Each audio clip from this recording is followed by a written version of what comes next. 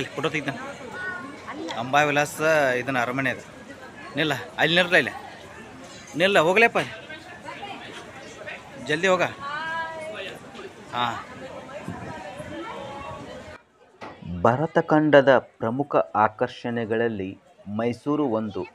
ಅರಮನೆಗಳ ನಗರಿ ಎಂದೇ ಪ್ರಸಿದ್ಧವಾಗಿರುವ ಮೈಸೂರಿನಲ್ಲಿ ಅಂಬಾವಿಲಾಸ್ ಅರಮನೆ ಸೂಜಿಗಲ್ಲಿನಂತೆ ಸೆಳೆಯುತ್ತದೆ ಎನ್ನಬಹುದು ಸ್ನೇಹಿತರೆ.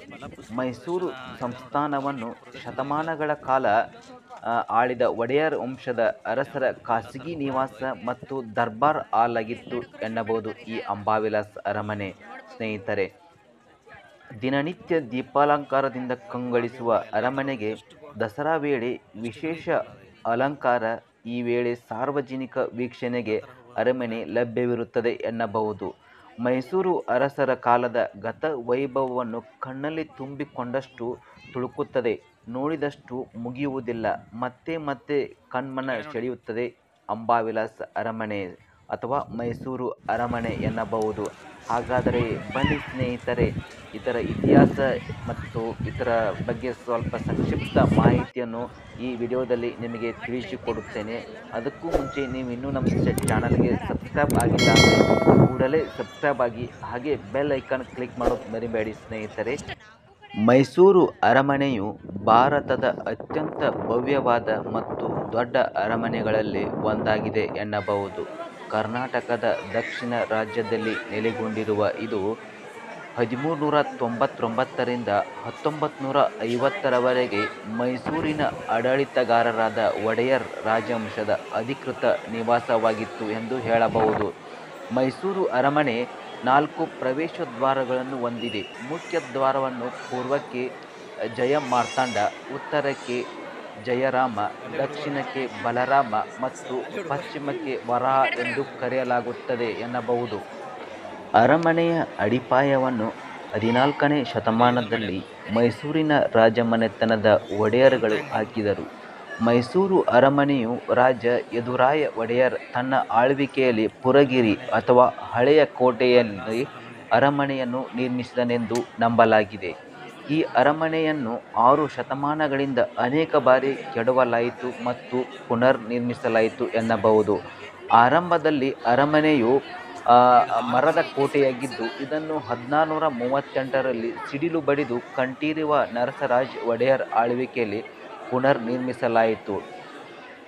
ಕ್ರಿಸ್ತಶಕ 1793ರಲ್ಲಿ ಟಿಪ್ಪು ಸುಲ್ತಾನ್ ಒಡೆಯರ್ ರಾಜವಂಶವನ್ನು ವಹಿಸಿಕೊಂಡಾಗ ಅವರು ಅರಮನೆಯನ್ನು ಕೆಡವಿ ಅದನ್ನು ಮತ್ತೆ ಪುನರ್ ನಿರ್ಮಿಸಿದರು.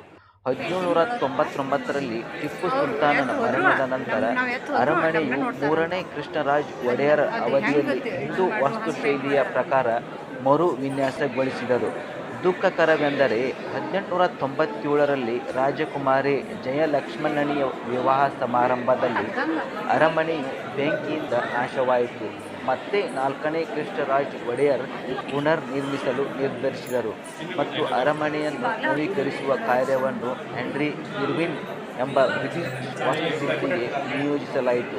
ಅವರು 1912ರಲ್ಲಿ ಈ ಅರಮನೆಯನ್ನು ವಿನ್ಯಾಸಗೊಳಿಸಿದರು ಮತ್ತು ಪುನರ್ಗೊಳಿಸಿದರು ಎನ್ನಬಹುದು. 1930ರ ದಶಕದಲ್ಲಿ ಜಯಚಾಮರಾಜೇಂದ್ರ ಒಡೆಯರ್ ಆಳ್ವಿಕೆಯಲ್ಲಿ ಅರಮನೆಗೆ ಸಾರ್ವಜನಿಕ ದರ್ಬಾರ್ ಹಾಲ್ ವಿಭಾಗವನ್ನು ಸೇರಿಸಲಾಯಿತು ಎನ್ನಬಹುದು. ಮೈಸೂರು ಅರಮನೆಯು ಇಂಡೋ ಸಾಸನಿಕ್ ಶೈಲಿಯಲ್ಲಿ ಹಿಂದೂ, ರಜಪೂತ್ ಮತ್ತು ಗೋಥಿಕ್ ವಾಸ್ತುಶಿಲ್ಪ ಶೈಲಿಗಳಿಂದ ನಿರ್ಮಿಸಲ್ಪಟ್ಟಿದೆ ಎಂದು ಹೇಳಬಹುದು. 3 ಅಂತಸ್ತಿನ ಅರಮನೆ ಮತ್ತು 145 ಅಡಿ 5 ಅಂತಸ್ತಿನ ಗೋಪುರವನ್ನು ನಿರ್ಮಿಸಲಾಗಿದೆ. ಒಳಾಂಗಣವನ್ನು ಕೆತ್ತಿದ ಬಾಗಿಲುಗಳು, ಬಣ್ಣದ ಗಾಜಿನ ಮೇಲ್ಛಾವಣಿಗಳು, ಹೊಳೆಯುವ ಮೆರುಗುಗೊಳಿಸಲಾದ ನೆಲದ ಅಂಚುಗಳು, ಅರಮನೆಯ ಎಲ್ಲ ಕೊಠಡಿಗಳು ಅದ್ಭುತವಾಗಿ ಐಷಾರಾಮಿ ಮತ್ತು ಸಾಕಷ್ಟು ಆಕರ್ಷಕವಾಗಿದೆ ಎಂದು ಹೇಳಬಹುದು. ಅರಮನೆಯು ಅದ್ಭುತ ವಾಸ್ತುಶಿಲ್ಪ ಮತ್ತು ಒಳಾಂಗಣವನ್ನು ಪ್ರದರ್ಶಿಸುವ ಅನೇಕ ಮೈಸೂರು ಅರಮನೆಯ ಫೋಟೋಗಳನ್ನು ಇಲ್ಲಿ ಕಾಣಬಹುದು. ಪ್ರಪಂಚದ ಪ್ರಮುಖ ಕಲೆಗಳ ಕೆತ್ತನೆ, ಅತಿ ಸುಂದರವಾದ ಸ್ತಂಭಗಳು, ಕರಿಮರದ ಕೆತ್ತನೆಯ ದಂತಖಚಿತ ವಿಶಾಲವಾದ ಬಾಗಿಲುಗಳು, ಹರಳುಗಳ ಅಲಂಕಾರ ಇವೆಲ್ಲವುಗಳ ಸೌಂದರ್ಯ ನೋಡಿದಷ್ಟು ಮತ್ತೆ ಮತ್ತೆ ನೋಡಬೇಕನ್ನಿಸುತ್ತದೆ ಈ ಅಂಬಾವಿಲಾಸ ಅರಮನೆ ಸ್ನೇಹಿತರೆ.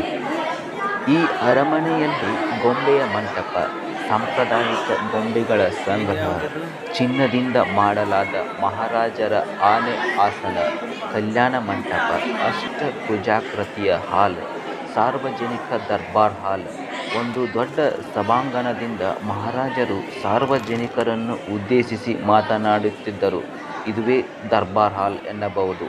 ಅಂಬಾವಿಲಾಸ್ ಅಂದರೆ ಮಹಾರಾಜರು ತಮ್ಮ ಖಾಸಗಿ ಪ್ರೇಕ್ಷಕರಿಗಾಗಿ ಬಳಸುತ್ತಿದ್ದಂತಹ ಸುಂದರ ವಿನ್ಯಾಸದ ಸಭಾಂಗಣ ಎನ್ನಬಹುದು ಈ ಅಂಬಾವಿಲಾಸ್ ಸ್ನೇಹಿತರೆ.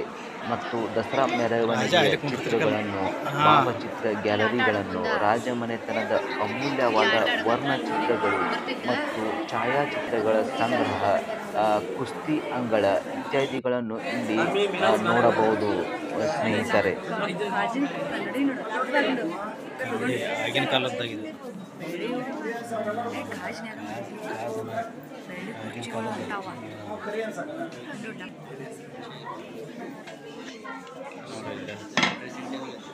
ಬೆಳ್ಳಿ ಕುರ್ಚಿಗಳು,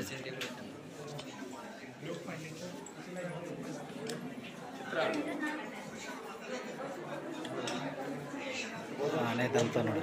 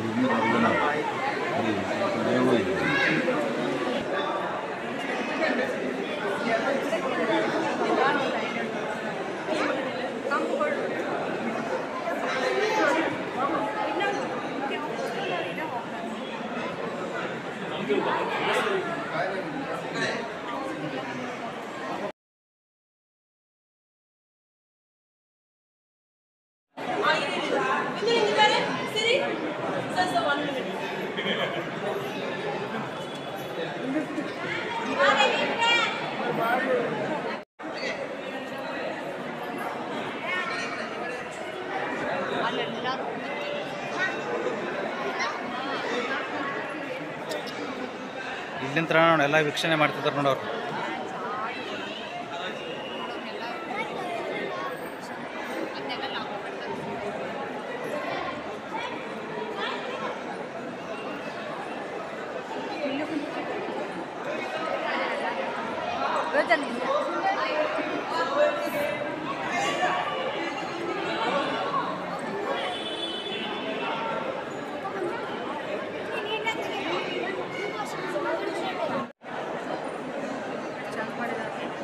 ಫೋಟೋ ಯಾವುದೋ ಇದು ಕಾಣುವಂತ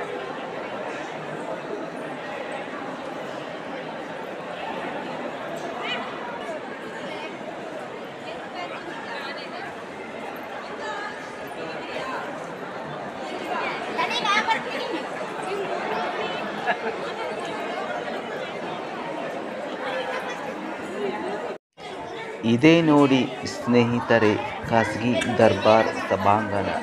ಮಹಾರಾಜರು ಖಾಸಗಿ ಸಭೆಗಳಿಗಾಗಿ ಬಳಸುತ್ತಿದ್ದಂತಹ ಸಭಾಂಗಣ ಇದೆ ಎನ್ನಬಹುದು. ದಸರೆಯ ನವರಾತ್ರಿಯಲ್ಲಿ ಈ ಸಭಾಂಗಣದಲ್ಲಿ ಚಿನ್ನದ ಸಿಂಹಾಸನವನ್ನು ಇರಿಸಿ ರಾಜವಂಶದ ಉತ್ತರಾಧಿಕಾರಿಗಳು ಸಿಂಹಾಸನದಲ್ಲಿ ಆಸೀನರಾಗಿ ಪೂಜಾ ವಿಧಿವಿಧಾನಗಳನ್ನು ಇಲ್ಲಿಯೇ ನಡೆಸುತ್ತಾರೆ ಎನ್ನಬಹುದು.